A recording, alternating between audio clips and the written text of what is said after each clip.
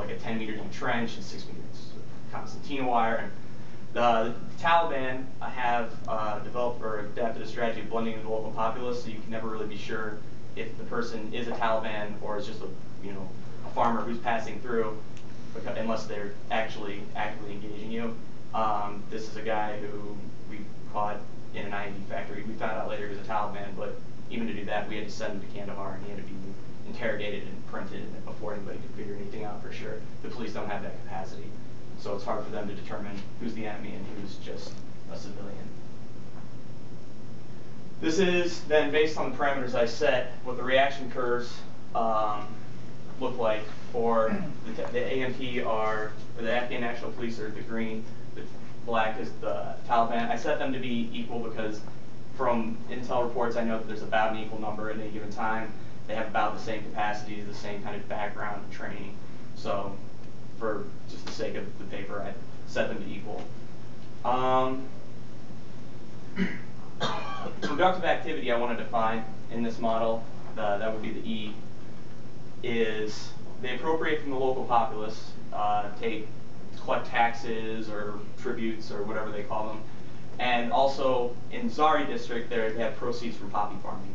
And it can be in the form of kickbacks, or there's also, you'll see during the poppy harvest time, nobody fights because the Taliban and the police have all lost most of their people to desertion because it pays more to go harvest poppy than it does to work for the Taliban and the police. So there's nobody left to fight except like the bosses, and they're sitting there like, well, I wonder where everyone's at. But at any rate, productive activity, appropriation from local populace, the Afghan police, there's a lot of corruption. These guys are kind of out in the wilderness, if you will.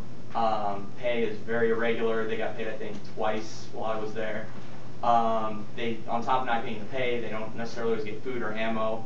So this is another reason that we as the Americans weren't really bringing the hammer down on them taking kickbacks on the opium production, because we need them to have ammunition and food, and if we want them to have that, then we kind of got to turn a blind eye to this. They also conduct checkpoints to collect tax, which is usually in the form of food that people are, so farmers taking.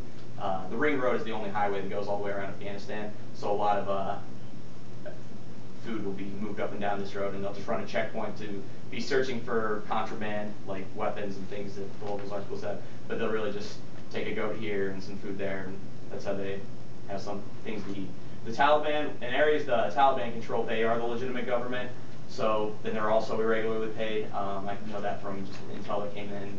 When the Taliban get paid, you know, because there's a lot of rupees in circulation, and everybody has rupees, the Pakistani rupees, and then which makes it again hard to tell who's Taliban and who's not, just because they're carrying the Taliban's currency doesn't mean anything. They also conduct checkpoints, and they demand tribute from the local village elders. The Afghan police appropriate in the name of the government, and the Taliban appropriate in the name of Allah. Sentiment of an elder. This was a conversation I had with one of the elders on a rooftop in May of 2008, not 7 as well. But at any rate, the general idea is, if the Taliban comes, or if I help the Americans and let them come and set up my house, and the Taliban's going to come at night and kill my family. If I let the Taliban come in and set up my house, the Americans shoot a bunch of artillery in my house and blow my house up, killing me and my family. The locals really don't have much of a personal politics to this whole thing. They're just either the Taliban's taking all their money and the police are killing them, or it goes the other way, but they're really in a rock and a hard place. It's too bad, really.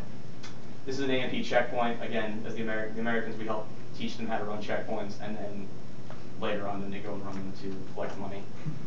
Poppy fuel neutrality is something interesting that happened in Zhari. Again, most provinces, they don't allow the poppy production on both sides, if either side does.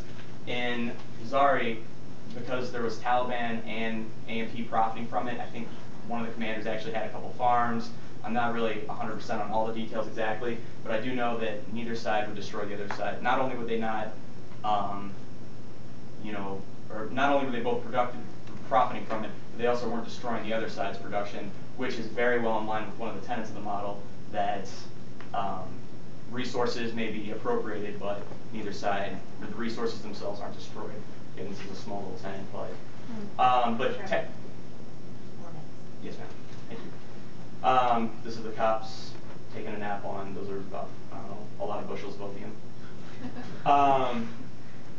In the application of the rent-seeking model, the local they appropriate from the local populace. The prize would be less if there was no conflict, because officials would come through and say, hey, there's this opium here, you got to get rid of this. And so the income, like the prize that each individual side could hope to gain, would be lower than what they're currently paying to control it. Again, so basically what this comes up to is it's a zone-free conflict according to the rent-seeking model. Application of the model to both sides. Individual income is maximized so long as there is conflict. Revenue from outside also stops coming in if the conflict ends. NATO doesn't give the police any money. Al-Qaeda doesn't keep supplying the Taliban. If one side takes over, the rest of the world loses interest and they don't make as much money. This indecisive conflict also prevents a clear winner from emerging. What I want to say after anytime I say that is the AMP don't wake up every day and think, how will I best maximize income? To keep fighting this war forever. They wake up every morning and come up with creative new ways to kill Taliban. The Taliban do the same thing about the AMP, even though their income isn't maximized by, they aren't necessarily rational, I guess you could say that. Or maybe they are.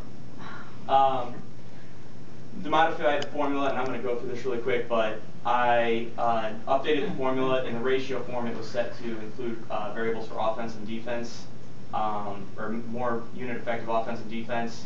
Here is a higher defense effectiveness. It shifts the income out. I can explain why. Email me later. Something else, and this is the really interesting part. You see these spikes, and what these basically say is that as long as your enemy is not going to devote that many resources to fighting, you should, even though that their defenders are, even though they're well in place, you can overcome their defense. But after the point that you can't overcome their defense, it shifts back to the origin, and the equilibrium amount of conflict is very low. And this is what I think that the Zhari district most looks like. Thank you for your time. My email is up. I have business cards. If you're into math and you'd like to see all the formulas, you can use my paper. If you're not into math but you'd still like to play with it, I have this. You notice the choppiness of my graph. They're all Excel sheets, and you can punch in numbers and just see how this and that happens. It's all very exciting. Thank you very much.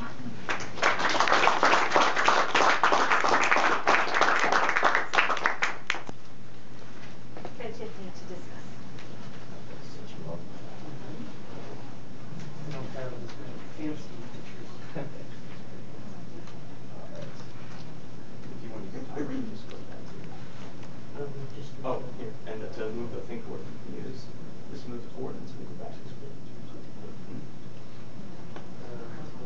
You got to aim it right there, though. Okay. All right. At my school, I am something of a terror to the students because I insist always and everywhere that they explain everything. I only give essay exams, and my favorite word is explain, explain, explain.